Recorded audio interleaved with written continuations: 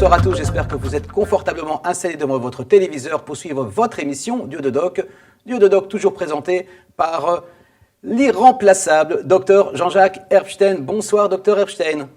Bonsoir Aurore, bonsoir Mickaël. Et bonsoir Aurore. Bonsoir docteur au pluriel. Oh, c'est joli, c'est la docteur avec un S pour ce duo trio de doc. Alors, cette semaine, c'est monsieur Attal d'Ashdod qui nous a envoyé le sujet et je pense qu'il va plaire au docteur Herbstein puisque ce soir, Aurore, nous allons parler d'arthrose. Alors, je vais être extrêmement peu original, comme d'habitude. Je vais vous demander, docteur Herbstein, qu'est-ce que l'arthrose ? L'arthrose, c'est une dégénérescence des cartilages qu'il y a dans les articulations. Parce que vous avez tous mangé du poulet, enfin, je pense. Le poulet, il y a du cartilage. Vous êtes d'accord ? L'arthrose, c'est quand ce cartilage devient complètement se dégénère, devient friable, il se casse. Et s'il n'y a plus de cartilage, vous avez les articulations, les os qui frottent les uns contre les autres. Et à ce moment-là, ça ne fait pas du bien. C'est très, très, très douloureux. Donc, pour faire simple, l'arthrose, c'est une dégénérescence du cartilage. Le cartilage, c'est ce qui sert donc à huiler les articulations, c'est bien ça ? Alors, ça permet d'avoir des articulations qui sont un peu plus ce qu'on appelle congruentes. C'est-à-dire qu'on peut avoir des articulations qui sont correctes. C'est-à-dire que si vous mettez là, vous avez un os et là un autre os, à ce moment-là, le cartilage va permettre de faire glisser les os les uns sur les autres de matière correcte. Alors, ce qui permet d'huiler, c'est ce qu'on appelle en revanche l'acide de vie. C'est dans l'articulation également. Mais le cartilage permet justement que les articulations soient plus correctes et surtout beaucoup plus lisses et beaucoup plus coulées au niveau des mouvements. Alors, quand on a commencé à préparer l'émission, je me demandais quelle est la différence entre l'arthrose et l'arthrite. C'est pareil ou aucun rapport ? Au coin. Non, vous ferez des lignes.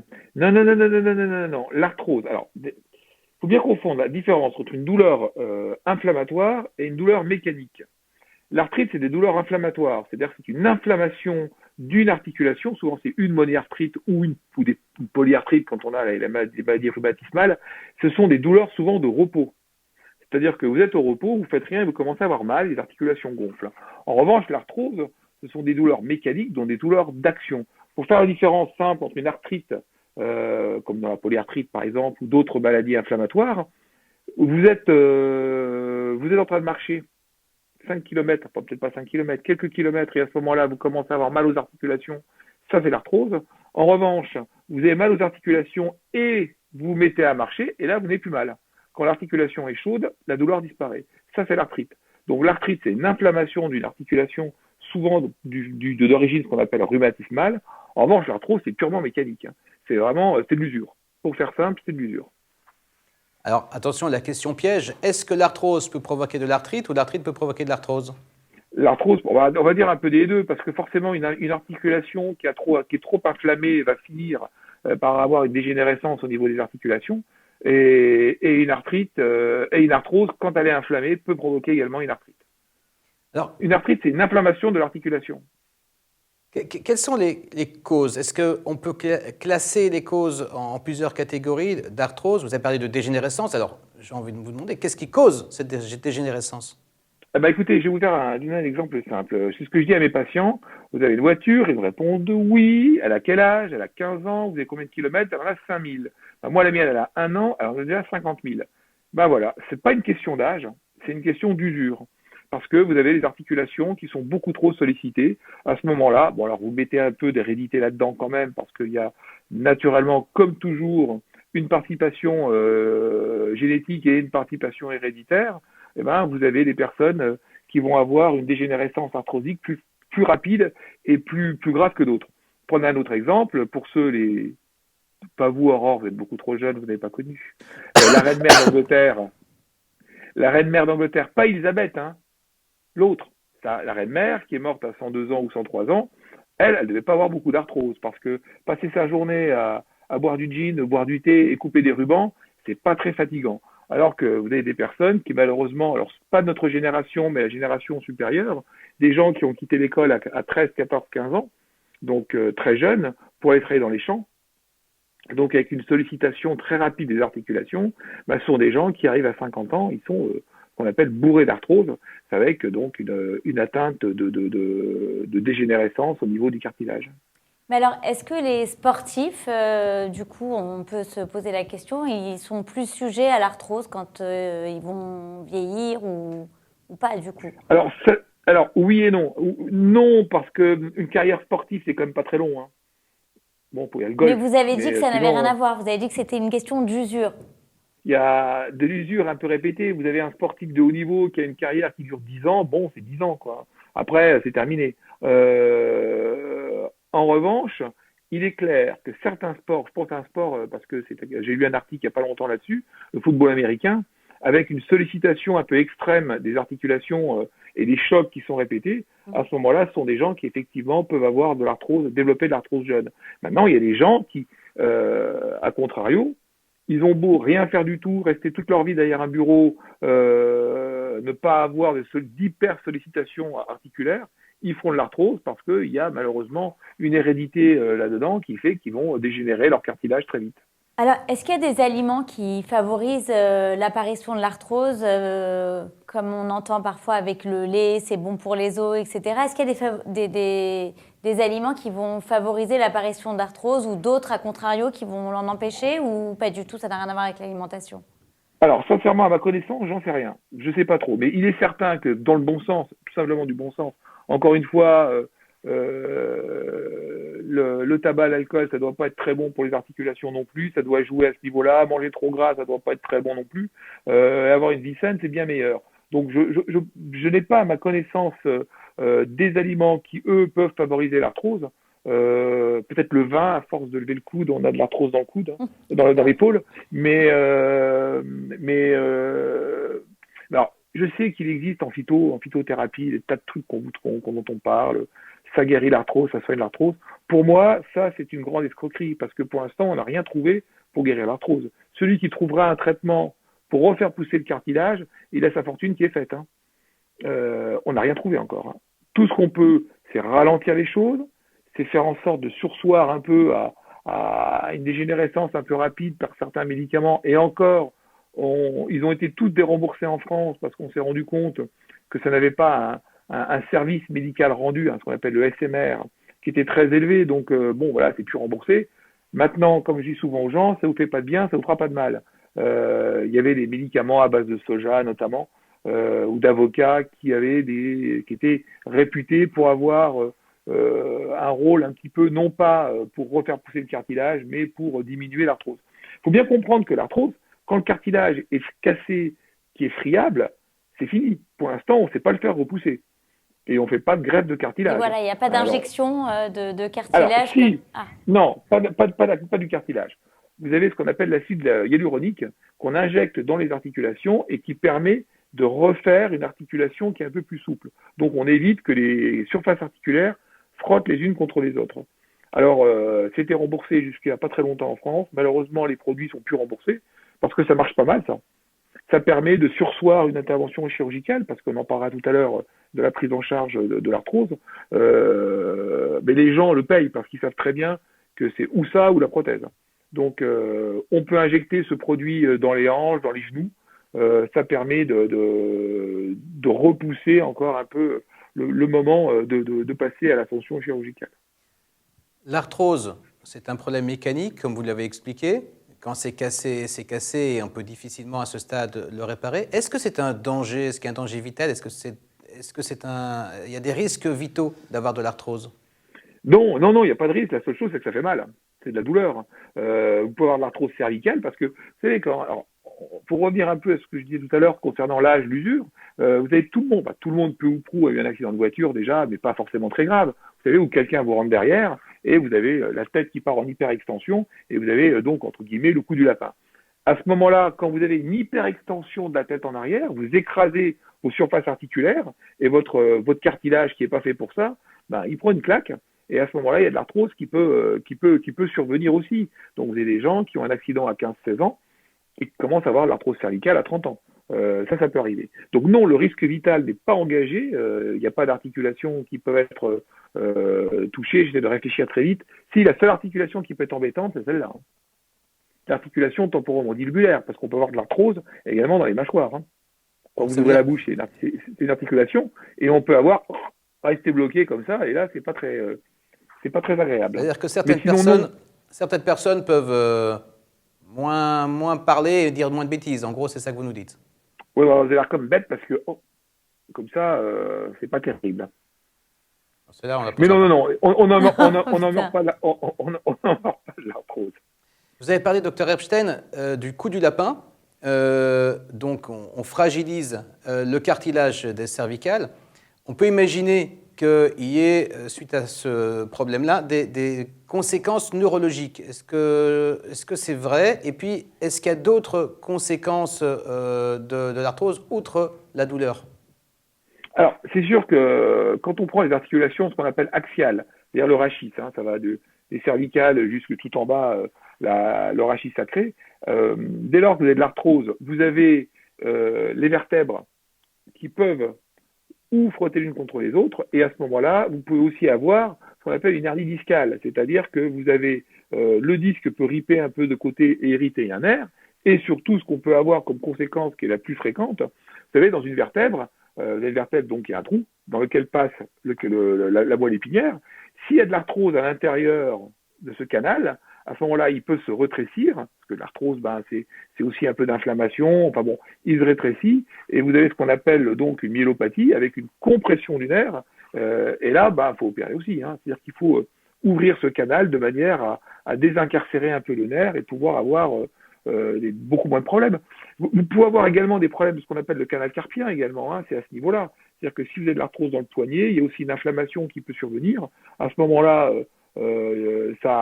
tout ça peut comprimer un petit peu le nerf, les nerfs qui passent à la base de la main, et vous avez ce qu'on appelle le canal carpien avec des fourmis un peu dans les doigts. Oui, il peut y avoir des conséquences neurologiques qui ne sont pas mortelles, mais qui sont très enquiquinantes. Mais surtout, ce qui perturbe le plus les gens, c'est la douleur. Ça fait excessivement mal. Hein. Parce que si vous voulez, vous ne pouvez pas rester toute votre journée sur un fauteuil à regarder la télé. C'est que, en plus, si vous voulez, c'est un cercle vicieux, parce que les gens qui font de l'arthrose sont souvent des gens qui ont des métiers un peu physiques. Alors sans aucun ostracisme de ma part, on est bien d'accord, hein, qui ont des métiers plutôt physiques, pas très intellectuels, donc si vous voulez, pour eux, leur dire, vous restez sur le canapé à lire des bouquins, faire des mots croisés, ou regarder toutes les séries qui passent sur Netflix, pour eux, c'est une catastrophe. Hein. Si on leur donne pas leur bêche, leurs outils pour aller faire le jardin, ou le marteau et l'échelle pour les bricoler, c'est une catastrophe. Or, forcément, ils sont quand même très limités à cause de l'arthrose. Ça veut dire que ça se manifeste où, en fait? Partout, ou il y a des Alors, zones prédéfinies, Eh ben ouais, la seule articulation qui ne peut pas être touchée, c'est dans l'oreille interne, c'est avec les petits osselets qu'on a dans les oreilles. Là, ça ne donne pas d'arthrose, a priori. Mais sinon, toutes les articulations, à partir du moment où il y a des surfaces articulaires, ça peut donner de l'arthrose. Hein. On peut avoir de l'arthrose à ce niveau-là, avec des doigts qui se déforment. Alors, vous avez tous vu des personnes âgées qui ont des doigts qui sont complètement déformés par l'arthrose. Mais les articulations qui sont le plus souvent touchées, c'est les genoux, parce que les genoux, forcément, ils sont très sollicités, les hanches et les épaules. C'est des endroits, éventuellement les coudes. Mais le genou, la hanche et l'épaule, c'est les trois endroits principaux où on peut mettre des prothèses. Alors, justement, vous avez lâché le mot prothèse.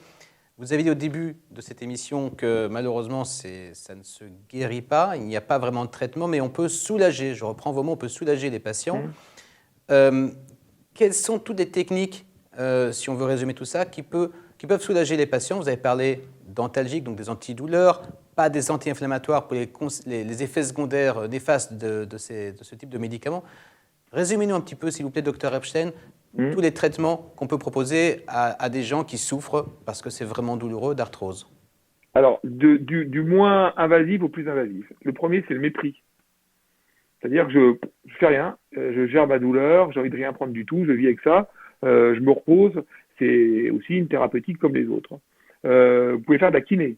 Ça, c'est très important, parce que la balnéothérapie, ça marche très bien, notamment au niveau des zones un peu abîmées. Faire des bains, c'est pas mal. Des jets, c'est très bien. La boue, c'est pas mal non plus. Donc, de toute façon, je ne sais pas si vous avez des cures thermales en Israël, mais nous, en France, tous les ans, je me transforme en agence de voyage parce que les gens veulent aller en cure. Et vous savez, moi, je suis pas du tout opposé. Hein. Ça leur fait pas de bien, ça leur fait pas de mal. Ils partent 3 semaines à se faire chouchouter, à se faire masser, à faire des petits bains bouillonnants, un peu de boue. Ça peut que faire du bien à leurs articulations. Hein. Ça ne les guérira pas, Mais au moins, quand ils font ça, ils sont pas dans le jardin en train de bêcher, hein. Et ils se reposent. Bon, Ah, il y a la évidemment, mer les morte. antalgiques. Ah, je sais pas, il y a peut-être des cures dans la mer morte. Vous avez des antalgiques à ce qu'on appelle les différents paliers, hein. Les paliers le plus bas, c'est le paracétamol. Après, vous arrivez au codéine, tramadol. Après, on arrive ensuite dans les paliers très hauts, c'est les opioïdes, hein, la morphine. Mais là, c'est vraiment dans les cas extrêmes. C'est vraiment les cas très, très, très extrêmes où on peut dégainer un peu la morphine. Vous avez les corticothérapies, la corticothérapie, les corticoïdes. Alors, les corticoïdes, ça marche super bien. Je préfère presque aux anti-inflammatoires non stéroïdiens. Le problème, c'est que la cortisone, la règle d'or, c'est la plus petite dose, le moins longtemps possible. Donc, c'est vraiment des traitements flash. Les infiltrations, ça, on peut infiltrer avec aussi des dérivés cortisonés dans l'articulation. Ça enlève l'inflammation que vous avez quand les surfaces frottent l'une contre les autres. Ça enlève la douleur parce qu'on injecte également un peu de xylocaïne, qui est un anesthésique local. Donc, ça enlève les douleurs. Mais on est bien d'accord, tout ça, c'est des sparadraps sur des jambes de bois, hein. C'est du pis-aller, ça permet de tenir quelques temps. Et puis, notamment sur ces grosses articulations, comme je l'ai dit tout à l'heure, c'est l'acide hyaluronique.